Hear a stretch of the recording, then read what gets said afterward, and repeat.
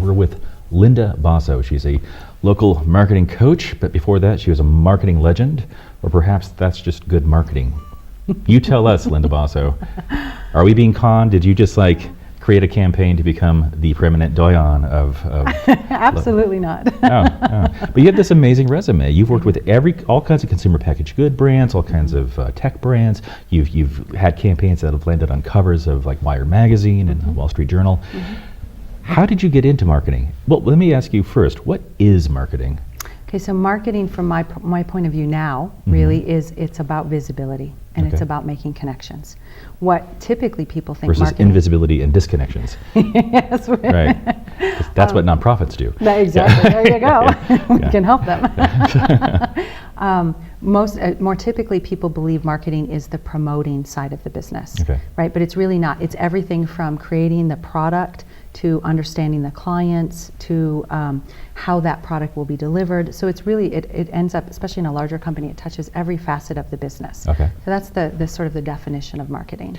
So having moved in some marketing circles myself, I had the impression at one point that marketers often assess a market and then figure out what product to bring to market versus the other way around where products are developed and you push them out there. Yeah, and that was a sort of a big thing in the 90s, realizing that the we'll build it and they will come no longer worked in the marketplace. So there was a big attempt, especially on the larger companies, to get out there and figure out, well, what will they buy? And it's, I mostly work with entrepreneurs now, so much smaller companies. And in an entrepreneur's world, it's really about who do I want to work with, who can I be of service to, and what do they want? So you still go find out what they want, but you want to bring more to it than I'm going to figure out what they want and then I'll make it no matter what. Right. And so it's more of almost like a lifestyle choice, to have a full sort of gamut of experience. What do I want to really do when I grow up? And how can I be a best service to a market that may or may not exist already? And most people, I really work with purpose-driven entrepreneurs, so they want to make a contribution, right? They want to enact a difference in their family, in their community, in the greater planet. I mean, I often start my client process off asking what level of contribution. Is it self-expression? Is it to change other people's lives, or is it to improve the world? And almost unanimously, people say all three. Right. Do they believe it? They do. Do you believe them? I do. Really? Whether they can do it or not, that's where we get into the whole marketing coaching part, because if you have a big idea, if you want to make a big contribution, it's probably going to scare the heck out of you. Really? Really. Okay, I want to make a sizable contribution, but I don't want it to be too big. Right. Where do I land? Exactly. Well, how did you get involved with all this? Were you always a marketing genius, or is that? No, I started off as a graphic designer. Okay. Right. So that's sidelong to it. It's close. Yeah. So I started off as a graphic designer because I was an art major in college, and that was the closest thing I could do that sort of Dad would be happy with, and it was in the Well, let me ask you: field. did you intend to be an artist first? I did not. I think at 18 you don't intend much, right? I was just. Really? I didn't. I was from Michigan. I was just, looking at the options in front of me and knowing I had to go to college and then work. Where did you grow up? Michigan in Battle Creek. Okay. Yeah. So small town, that kind of thing. And mid-sized town, maybe 500,000. So suburban. Kind of a mix, a little downtown area.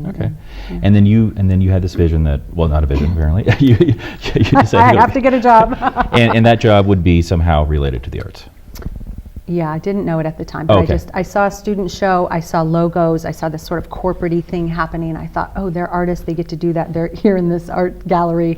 That's clearly an avenue that I could use to be artistic and make money. Where are we, late 90s, somewhere like there? Or? That was in 89. Wow, really? Okay, wow, okay. And then California, how did you end up here? My roommate got a job with Apple. So I just threw went my right stuff in, in her pile and I said, I'm going to San Francisco. And then you invented the iPhone, which is there you go, amazing. And here I am. Well done. Yeah. Thank you. It's just a rectangle, but whatever. Great job. Okay, so now though you seem to have graduated to a new place in your career. right? Yeah, after 20 years of running my own firm, working for, like you mentioned, a lot of larger size companies, and feeling always a little bit pulled, like, is this really going to make a contribution? Like creating demand for stuff that people don't need. That's how I actually thought about my field, right? Yeah. It's horrible. I mean, it's kind of evil, right? That's what I thought it was evil. I really did. So I would always err on the side of saying I was a visual artist, or like stay with the artsy side of it, not like the evil empire side. So over the years, I started working with clients that I felt better and better about, right? So I gravitated towards. So you embrace the darkness finally. I embraced the edges of the darkness, got it. You right? went the other way. Yeah, got it. let's not make it so horrible. Let's work with the good guys of the bad guys. Right. So I ended up working with like Kimpton hotels and restaurants, which they're very eco-friendly. Oh yeah, I've stayed there. They're awesome. Yeah, aren't they great? Yeah, that was another perk. Yeah, you designed that too.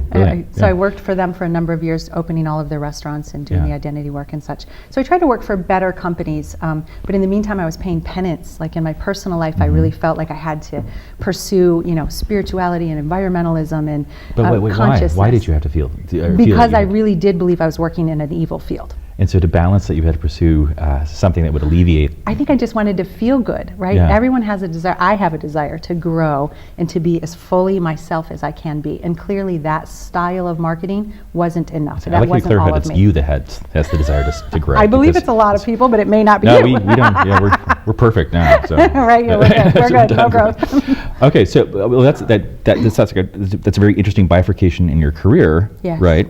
How did that change your career when you came to that revelation? So about 2.5 years ago, I found coaching, right? Okay. And I thought, oh, that's a great way to make a contribution. I thought you were going to say God. Yeah. You found coaching. I found God a long time ago. All right. So I really thought I would give up marketing. I really was finally going to leave the evil field, and I was going to, start making a difference in people's lives. I recently moved to Sonoma County. Yeah. I had a little one, and thought there's a great place to raise her, and I'm going to make that contribution that I've been yearning to make for 20 plus years now. And I had a coach challenge me, and my mentor coach saying, are you really going to leave 20 years of experience? You have incredible knowledge. You're going to leave that behind to like life coach? I thought, oh, you're right. So bring it with you. I will blend the two. Right. Because for an entrepreneur, stepping into a bigger phase of their business, growing their business, is really growing themselves. Okay. And as I mentioned before, it can be very scary. It can bring up a ton of emotion. People say, I can't dance, I can't sing, and I can't market. Right? That's like that. You're talking to John Moran. Yeah. So it brings up a lot of fear for people. So I get to do the level of coaching that I want to do. I get to make the contribution in helping someone live through to a bigger, better version of themselves, and I'm doing it in marketing. So. Which is great. You have a niche that is yours that allows you to really pursue your purpose and calling, right? Yes. What if you didn't do that? Like, what if you decided to stay in the evil world? Is it really that evil? Well, I really do believe you can make a contribution wherever you are. That contribution never looks like bemoaning and criticizing and getting, sort of burdened. It's like bring your light wherever you are. Right. So I did that. I did that for probably, 15 of the 20 years. Okay. So I just feel like I've graduated from that. I really can at this time in my life enact a larger contribution on my terms. And now I'm writing a book, and it's how God wants you to market. That seems like that's great. It seems like that's the life cycle of a true professional. Is that you're in the trade, you're in the trenches, and you keep going up, and finally you become a mentor, and then you share the knowledge and you kind of give it back. That's right. Yeah, and help reshape the field in a better way. Yeah. Well, we're talking with Linda Basso, marketing coach, and we'll be right back.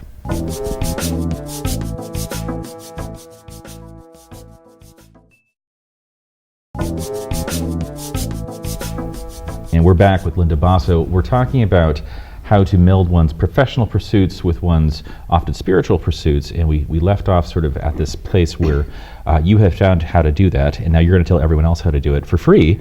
This is a free coaching session for the next 20 minutes. Okay. Thank you. You're welcome. Thank you. The audience thanks you as well. Sure. But seriously though, people come to you, like you say, they often break down because they're in this quandary, because they do want to give and do good with their lives and give back, or somehow manifest a positive change or movement. And yet, we live in an economy, we live in a world that, I'm not saying devalues that, but has other intrinsic sort of priorities, it seems, right? Making money, or helping others make money, or your job is to help people make money, or make, So how does one align oneself with one's values and pursue that, and not, have to live in a teepee, You know what I mean? Well, I say I bring very practical spiritual tools to the business of marketing. Right. So you do need to get very practical. Right? Okay, so it can be a nice teepee, you're saying, but it's okay. All right. No, you have to get very practical Okay. that you're in a business. Okay. Right, and so you can't give it away. That's something that women entrepreneurs especially often do, giving more than they're receiving, which is not sustainable. So you have. Okay, tell me why that is. I mean, is that a cultural artifact of another time, like a hangover of some kind of like? It can be, especially in the older set of women, that they were taught to be the nurturer or the caregivers. Mm-hmm. And then if you move into any kind of field where people are doing any kind of healing work, or they're teaching or mentoring or helping in some way, they're sort of programmed to give. It's hard to resist wanting to give. Right, they just want to do that naturally. So you've got to go in and help them be very practical about the business side, maybe doing some things to sort of let them live into their worth and see the value of what they're doing, and how being sustainable actually lets them serve more people in the long run. Okay, so how do you get to that point though, where you can to say to somebody, listen, you're giving too much, you're doing too good a job? Oh, you can do that in the first 30-minute consult. Okay. You start talking about what they do and the real impact they're making with their clients, and then you ask how much they charge, and you say, oh, Right. yeah, $6. double your rate, Right. right? Okay, good. I just earned you 200% more. That's good. But working with entrepreneurs, you're helping them work with clients and set rates and that kind of thing. But for a lot of people who work for in a more traditional employment context, right? How are they being exploited often? Are their managers taking advantage of their willingness to give more than perhaps they should be in their? I mean, I think we're all people, and I don't think we get so conscious as that. I mean, I've been in management, and I never thought, ooh, how can I get from my people? Oh, I do. God, these guys Baby. are suckers.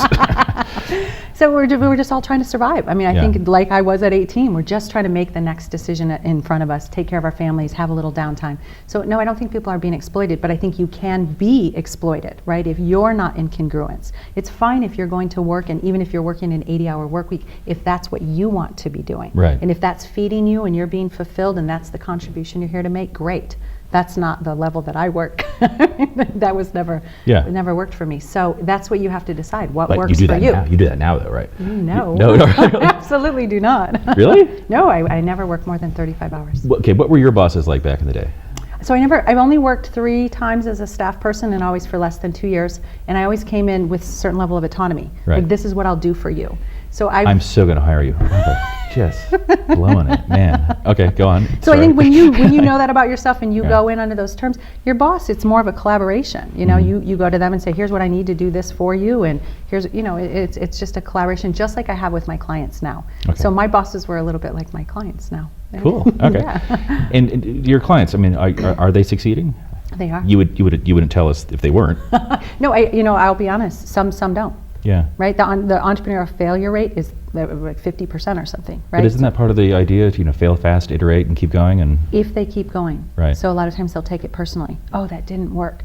And that's what I would say about marketing in general, is marketing is an experimental sort of ongoing thing where you just say, oh, that didn't work, let's do it this way. Oh, this didn't work, let's do it that way. More art than science, perhaps, or? It's definitely a mixture. Okay. Definitely. And then in terms of the failure rates of your, not your clients, but entrepreneurs, towards all the failures you've been working with. Right, with entrepreneurs, what are the earmarks of an entrepreneur? And then I want to ask you after that, are there differences between women and men entrepreneurs that you've assessed? Mm-hmm. So that 1 to 3 mark is crucial to get yourself up and running, really deciding who your clients are and really what you're offering. Okay. So I tell people, don't do your branding and all that in that first mark, or do it lightly or do it inexpensively, because it's going to change like 6 times. Right.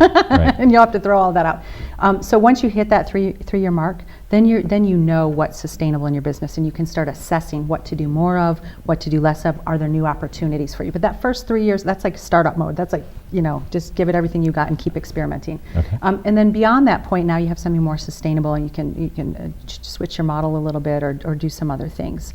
And then often people are ready to sort of step into a bigger version where they're going to maybe bring on staff or do something else. Okay. The difference I see between male and female entrepreneurs, men are often coming in with many more contacts, right? A bigger sense of, when I talk to them about, well, you're going to have to go have a conversation and see if that's of interest. So, oh yeah, I could run that by like 5 people. And there's just kind of like a less hesitancy about the thought of going to sell whatever it is they're thinking of. But why? What is it about men that makes that easier for them? I think they just, the way our culture has been thus far, men are expected to kind of hang out with the boys or hang out with other men and know other men, and you know, they're first to sort of shake hands and be the more dominant role maybe. And women are maybe more in charge of the kids, more in charge of the social life for the whole family, so they're busy. And they don't think of building. I know a lot of women who are deeply connected on a personal level, but they haven't considered building their professional network. And once you start talking to them, they realize, oh yeah, I have 10 people I can run that by. But they don't even think in that term. And I think women think more holistically. So we're more thinking of you as a friend and all kinds of things, where the male might be more like, no, I know him at work. That's my that's my thing with him. No, that's interesting. There are more. I think men maybe compartmentalize or conditioned to do that a little more effectively. I'm a total sexist about men, and that's put in a box. So, do you bring your spiritual practice to what you're doing with entrepreneurs, or are you open to that if they have a quandary or something they want to explore in terms of like making their pursuit match their whole life? Yeah, so I only take on clients who have a belief in something greater, even if that's just Mother Nature or the idea that there's something beyond us, because I'm going to ask you to tap into that. Do they have a form? You have a form? Or Check out, do you believe in God? Do you believe in No. I mean, they could be lying to you. You could just have clients like, I got to make something up. Yes, I really want to work with you. Everybody does on some level. I mean, I'm reading some fascinating research right now from a woman they're scientifically proving that spirituality is innate in children. Right. So you didn't lose yours. You still have it. It's in there. Yeah, no, right? I was just kidding. So we do. We have that. And so I think everyone has it. It's just a matter of using the right language to access it, or helping them see how they hold that piece and how to bring it in. You don't perceive a conflict between like a spiritual pursuit and then launching a business or working in business. No, and if you're religious, almost every religion has actually explicit rules for how you should be in business, how you should acquire money, how you should market yourself. It's fascinating. And then most spiritualities, the same thing. If you're going to enact a contribution in the very practical market, as you pointed out, that means you're going to have to take money for it, right? So there are a lot of spiritual people having an aha about, oh, my taking that money is part of the sacred contract. That is a great way to put it.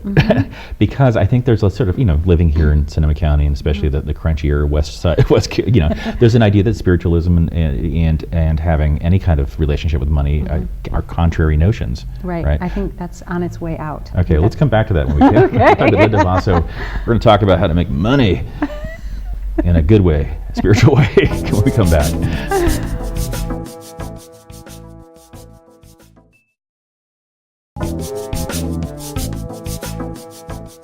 And we're back with Linda Basso. We're having a very interesting conversation about entrepreneurial pursuits, spiritual pursuits, and how they are one and the same, or can be. Or am I phrasing that correctly? Or complement each other? Or what you said before, like how do you balance that idea that I've got to go earn money and the anxiety and all of that can come with that? You're perfectly describing most people's spiritual pursuits. Right. How do I manage the anxious mind? How do I stay present? How do I stay open to whatever's around me? How do I be responsive rather than reactive? That is the spiritual path and religious path for everyone. So I'm just asking you to apply those same notions to your day-to-day business as an entrepreneur. When did you get religion? Or spirituality, I should say. Young, like when I was 7, with a neighbor going to a church, and they said, "Who accepts Jesus Christ?" I said, "I do," and they gave me a balloon, and I thought, "This is great. I think there's something here." It's just been with me always, right? In very different ways. I mean, I've been part of an ashram community. Became a yoga. I've done it. That's what I was going to say, because having looked over your bio, I mean, you have found a way to express spirituality in so many different ways. But you recently converted to Catholicism. I did. What an interesting trajectory. Can you kind of walk us through? My husband's from Argentina. And so their culture, predominant, 90% are Catholic. So it's actually embedded in their cultural, the way they treat each other as family, the way they celebrate holidays. And I thought, oh wow. So you're Catholic by default if you're in Argentina, basically. Pretty much. The way our country used to be, all the countries used to be more predominantly something. And I didn't grow up in that way. So to me it was fascinating to see how blended the religion is with the culture. And then, we want to raise our children, they're bicultural, we want to have them have that. So I thought, okay, to me all of the spiritualities and religions have much more in common than they do in sort of in difference. So for me it was fine I'm happy to become Catholic. Like, let me be a part of that culture with you. Did you feel like you had to give anything up to become Catholic? No, no. No. What about Lent? That's all I'm saying. I Yeah, mean, gotta give up something. yeah. No, I just, not to say I'm not a cafeteria Catholic, but I mean What's a cafeteria Catholic? where we pick and choose the practices that we like and Oh, I we see. leave the Okay. rest, right? Yeah. Being Catholic, like any other spiritual path, is a difficult one of reflecting on your choices, but also about the people. The people are the church, sort of pushing the church forward, where Right. the other parts of the church are there to hold the religion, and it's that tension that helps us grow. Okay.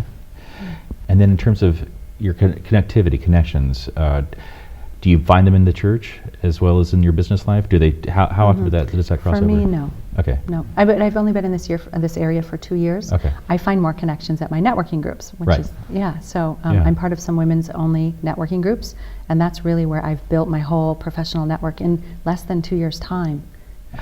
And working with women the way you do, what's one of the trends that you see? I know we talked a little bit earlier about how oftentimes they will give too much of themselves in a work context and that kind of thing. What other trends are you seeing in? Well, I'm seeing women in mass go into business for themselves, which is great. Interesting. It's Yeah. fascinating, especially even older women taking it as either their first career or their second or third career and launching a business when they're in their 60s and 70s. What do you think is precipitating that? That's amazing. Desire for travel, desire for the extras, right? Like they have usually the bases cover. Okay. Some don't, which is unfortunate, but they have the bases cover, and now Okay. but they still feel vital, young, interested, Right. and maybe they're getting to explore that thing that they put on hold all of those years. And so that's what I mean in terms of bringing more of yourself to bear. It's like, oh, now I can do this. I have the time for me. And what kind of businesses are they? Can I ask? Or Yeah, I mean everything from healing businesses to being business coaches, writing coaches, or editing, Right. a fitness instructor. We have a huge aging population, Right. so there are all kinds of businesses springing up. And if you're in that set, you see the need and you say, "Oh, I can do that for you." Now I'm doing it for everyone. But when they come to you at first, I mean, what is their presenting quandary? What's the I need help with my marketing. really? And they know it's marketing, or do they just believe it's marketing? Because it sounds like you get more holistically with how you work with them. No, they know it's marketing, because marketing, like I said, it touches every facet of your business. So maybe they have to develop a product or service. Maybe they have to figure out how to promote that. Maybe they have to, figure out how to manage their referral program better. Whatever it is, marketing touches every aspect of your business, far beyond just making promotions. Right. So no, they know they're having trouble in some area. They're often also having trouble in sales. Okay. Right. So As a result of poor marketing, or because they? no, because selling is can difficult. be scary. Yeah. Like, I'd like to ask you for money, and do you want to give it to me? Great. Right. People don't feel, and if you're in a purpose-driven business, you are bringing to light something very vulnerable, something Right. that you really believe in. I mean, you're revealing something about yourself. Very much so. We should probably define what a purpose-driven business actually is for those at home playing along. What that's it. Let me try it. You tell me if I'm wrong or right, and I'm going to be right. So it's like driving one's pursuits with an actual passion and in the pursuit of meaning within the expression of that. Thereabouts? To make a difference. To make a really difference. believing that your service or business, if you're cutting hair or styling someone, and believing that that's going to profoundly shift their life and give them more confidence and let them go about their day in a better way, then you're purpose-driven. It sounds in part that it's just really just adjusting one's perspective. I mean, a haircut All is a of this haircut, is. but a haircut can give somebody confidence or help them get a Yes. job. It can be a transformative experience. Well, that's we've talked about authentic marketing for a few years now. That's been kind of a trend. Right. And that gets into, what do you really sell? You don't sell a haircut. You either sell confidence, or you sell, maybe you're the confidant, right? Maybe Right. you're I met today a woman that's a hairapist. Okay. So in marketing, if you want to be authentic, the first thing is to figure out what is the essence of what you really do. Like, I don't sell marketing, I actually sell growth. Okay. If you're going to grow your business, you're going to grow yourself. I sell you that growth. And so from the outside, that might look like a sort of an abstraction, a very clever abstraction. But you're saying that is the essential, that's the nut of the That's issue. the underline then of all my messaging. Okay. That becomes my keel, and it's very easy for me to decide if a message is a good fit for me or not, because if it's not around growth, it's not really about me or what I do. How do you get to that point? How do you find that underlying aspect? Well, you can call me, and I help you find it. I'm trying to trick you to tell us. But you can also ask, your friends and family, they see things about you, and they usually see what you are giving other people more clearly than you do. Right. Or if you have existing clients, you can ask them too. Like, what was the real benefit that you got from doing this thing with me? And they'll tell you, oh my gosh, I got so much this, or oh, it was so this. I thought I was buying this, but I really bought this from you. Right? Interesting. Have you had, I'm sure you've had a moment where a client has just had their mind blown, where they have a revelation about themselves and what their actual purpose is after they've uncovered all the dross of their experience and all that, like the essential moment, or the essential thing they're actually doing. What was that? What was that moment like? It wasn't around what they really sell. It's Okay. often been around what they really want. Okay. So a lot of people think they want something because they were told they should, or they feel obligated to in some way. And then when they realize what they really want, it's life-changing. I've had clients really 180 degrees. What we started with and where their life is now, totally different. Wow. Linda Basso, where do we find you online? LindaBasso.com. LindaBasso. Yep. .com. Well, thank you for coming on the show. Oh, my pleasure. Hope you come back My someday. pleasure. Yeah, Thank you. yeah. Yeah. Good. Very good. Thank you. That's good.